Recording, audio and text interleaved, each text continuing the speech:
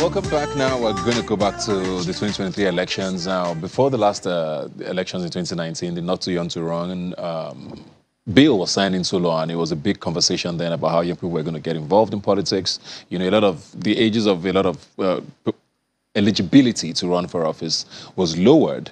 And we thought that by these elections, we'll be hearing conversations about, you know, younger people being very active. But I'm not sure what's really happening there. But I have a guest here with me, Dakwa Adaramewa, who's probably more conversant about this. Thanks for being here today. Thank you for having Have you me. noticed a change at all in interest in politics since 2019 with young people?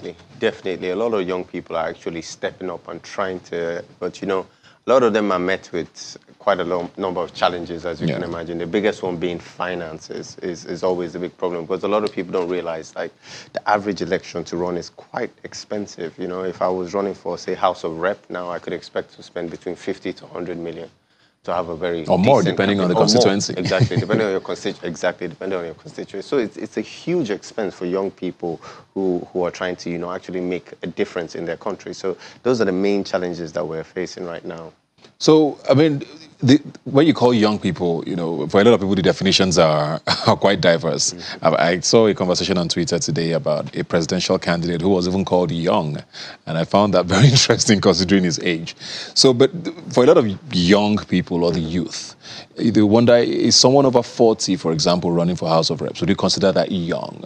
Would you consider that person a beneficiary of young people being, you know, giving this opportunity? Is that what you mean by young people are more active? Are you talking about 20, 30-year-olds? Are you talking about 40-year-old people who, for some people, might not necessarily be young? Yeah, I think the problem that we have is the age is so high, typically in politics, that all of a sudden a 40-year-old looks like a young man, a baby. like a teenager all of a sudden, you know. But I don't want to be harsh in terms of putting a cutoff date as to who is young and who is not who's old. So I wouldn't be able to tell. How do we have this money conversation, though? Because it seems to come up every single time. Okay, the age was never the problem. Now it seems like the money was the real issue all this while, not necessarily age. Yeah. You know, there's also the other conversation about, you know, the politicians who've been there for a while, the establishment, quote unquote, letting you in, whatever that means, you know. Is this money conversation ever going to be something we can legislate, where maybe campaign finance there's a cap as to what you can spend and stuff like that? Do you think that's ever going to work in a climate like this, where who's really checking how much you're spending? Well, I think there's already a law that caps how much you're allowed to spend. But when the law is so porous that, for example, I might be capped at how much I have to spend, but you, if you wanted to sponsor my campaign, aren't really capped. And a lot of the things that you can buy, you can contribute all my materials, and that's not counted towards how much I'm spending, do you understand? So it's a very difficult one, the money conversation. But I think what young people need to understand is that politics is a very broad game, you know, and you don't have to just go straight in, you know, at the point where the point of entry is 50 million naira to get in. You can get involved in grassroots politics, and it's very cheap. The people at the grassroots, they literally get so little of this money that's going around that you can actually make an impact. You can get them to believe in you, and that's where you work your way into the system, right? I see no reason why young people shouldn't pour themselves into a political party. I know you don't agree with that political party. I don't agree with many of the political parties, but I'm still a member and I perform because I know the only way I can make a difference is by being involved, by being there, by being part of the delegates. Now imagine among the delegates that are going to decide, you know, which candidate is going to come out in the major parties. Imagine 50% of them were young people with a forward-thinking ideology. Imagine now, to be a delegate of a party, it's not too complicated. You don't need to pay 50 million to become a delegate. You just need to take part in the party process. So that's where people need to focus on their energy. What you can do where you are is where you should spend your energy and time, and not worry about the 50 million. All those things will come eventually.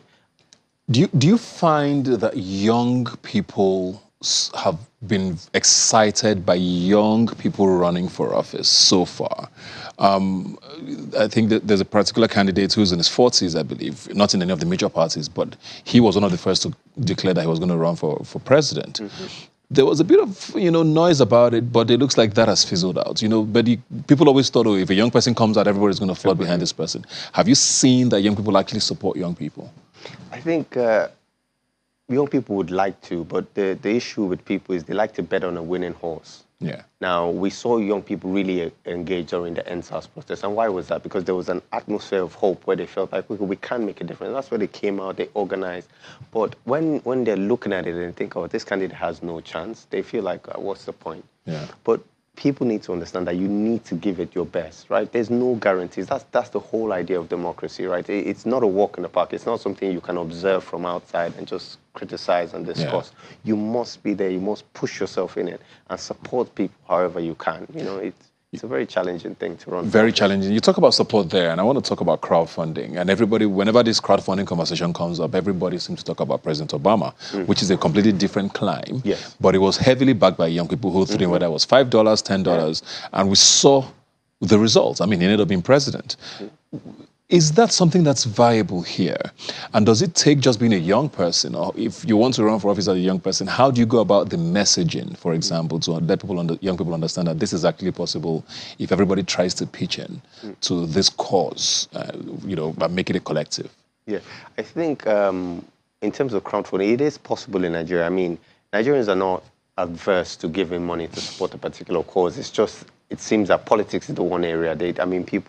We talk about Big Brother a lot, when you're talking about politics. People engage in that. They organize support groups, they create WhatsApp groups, all of those kind of things. So it's just about taking that energy and moving it towards politics. And I think that when young people see a candidate that they can believe in and they actually know that this person has something to offer them, particularly if that candidate comes from a party which they feel, okay, this party has a chance, I think they will. We just need to change the culture, change the narrative around it. They're not begging for money. They're trying to do something to contribute back to society, and that's the very least we can do. It's not much. 5,000 here is something. But is support only financial? If you're trying to support a candidate, what kinds of things could you do, for example, to support a young person, even if you're not trying to offer money?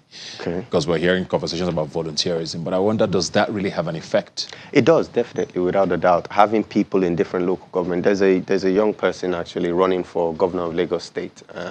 He's trying to, and people like that, they need networks around different areas around the state. So people can volunteer. You can definitely put a lot of energy into that, and then also just sharing things on social media. And again, if you cannot give funds yourself, you can also help the candidate to raise funds.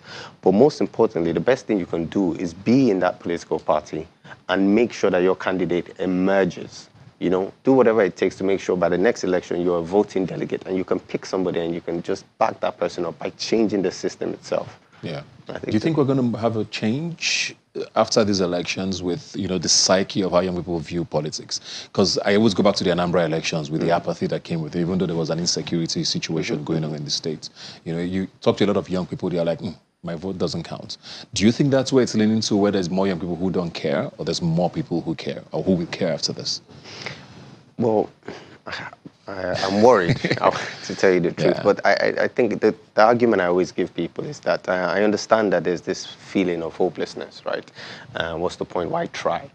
But that in itself is what kills the process, right? Somebody has told you this story that your vote doesn't count, voting doesn't work, but yet that same person is also the one paying people to vote.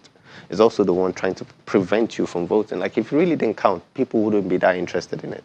So people need to just get over this idea that, it's hopeless, because, the UK, the US is not big enough for all of us. Yeah. That's the truth. Not everybody can get away. Somebody will be here. If you get away and you make it out, good for you. But what happens to your cousin? Yeah. What happens to, your distant cousin? All these, they're people just like you. They want to have a good life. So why don't we just pour ourselves into our country and see what we can make of it? Well, thank you very much, Dakpo. It's going to be a very long couple of months ahead of us. We're going to be watching that very closely. And good luck, of course, to all young people who are running for office. There's a few primaries, like I said, holding today already. So all the best to everyone who's running for office. Well, that's our show for today. Remember, you can follow the conversation on Twitter. Please use the hashtag #RobinMinds when you tweet at us. I'll see you next Sunday.